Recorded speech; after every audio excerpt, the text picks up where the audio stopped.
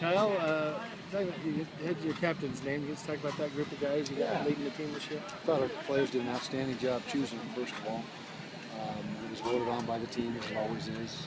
We always have, well, not always, rare exceptions, but usually 2 offense, 2 defense. This year on offense, Travis Wilson, which I think that might be the first sophomore since I've been here. Alex Smith may have been voted a sophomore, I can't remember.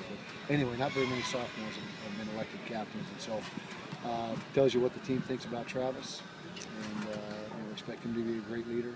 JT Topiano, our offensive guard, was also elected offensive captain, and so again, 2 outstanding choices to lead the offense. And on defense, Trevor Riley, who was really a landslide vote. And he's, in my opinion, the team leader. He's the guy that everybody looks to. And then Teddy Pollapour on defense as well. So good representation, and like I said, a good job by our team selecting individuals that I think are going to be great leaders for us. The depth chart, Adam, number 2 quarterback. Yeah, Adam number 2, and Connor is working with number 3s right now.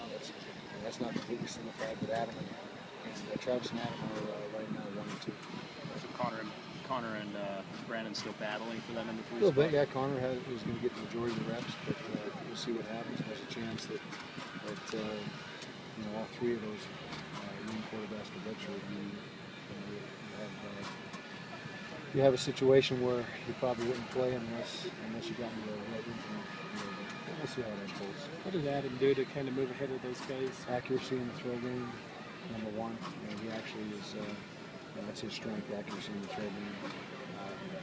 Experience, he's got more time in the program. And he just had a very good fall overall. How are the running backs shaping up? Good. Kelvin York, clear cut number 1. And all 3 of those other guys, I say clear cut, Bubba is right there. Right on his heels. But Kelvin is the lead back right now. Bubba Poole would be number 2. And then both Lucky and Carl, they both add a different dimension. Each one of them are different type of runners. And so I think those 4 guys are going to be a really good group. And we'll hope for another 1,000-yard rusher, or at least some real productive rusher. You have Trevor Riley at stud linebacker and also how valuable is his leadership on the defense? Very valuable. He's like I said, he's the team leader. He'll be able to put one guy and leader the entire team will be Trevor. And we expect a big year out of him. He's still not quite able to do everything in practice because we're being very careful with him. But when he is in there, he's really good, and we expect him to be a playmaker. Talk about your wide receivers first. Is that still a fluid situation as far as depth goes? We've seen a little bit of movement in the Well, 1 and 2 is, Drez and Kenneth Scott are the top 2 guys, and that's a big separation between them and the next group. Anthony Denham's doing a nice job. Sean Fitzgerald, Andre Lewis. His real deal is he missed a bunch of time, so that hurt him. But it's clearly Drez and Kenneth, and then jockeying for position with the other guys. Coach, at this point in camp, how do you think you guys are doing? You on pace, behind, ahead? On pace in most things. I still think we're a little bit behind in the throw game, the efficiency of the throw game.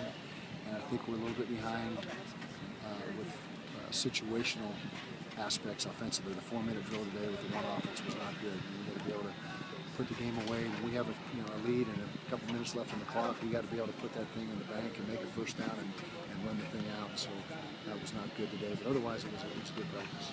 Micah Thomas put on the quarterback jersey again today. Is he back from safety over to Well, it was just an experiment. He was never really fully at safety, just taking a look at him. We do that a lot with the young guys, especially if we get into some injury situations. We're just looking to see, just in case down the road, who has some of the skill set required to be in that position. 10 days cornerbacks, where are you sitting on that? Yeah, still a work in progress because of the injuries. The Davion and Reggie, now they were both back out here today. So it's really boiled down to 6 corners that are in the mix. Keith and JT Thomas and Keith are running the ones right now, and then Reggie and Davion, like I said, are out there, and Waikiki Freeman, Hippolito Corcoran. So those are the guys that are getting all the reps.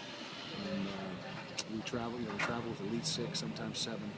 But those are the guys that are going to have to separate themselves. If we played today, it would still be Keith and JT. How many guys do you want to get the rotation down to for the game with the Aggies? Do you need to get it down? Corner? Yeah. Well, you got your starting 2, and then you got probably won't use 6, but 4, maybe 5, and just depends on what personnel groups the Aggies are using and what tempo they're playing at. But I don't think we'll end up using all 6, but certainly 4 and maybe 5. Coach, can you talk about Michael Walker? Michael Walker.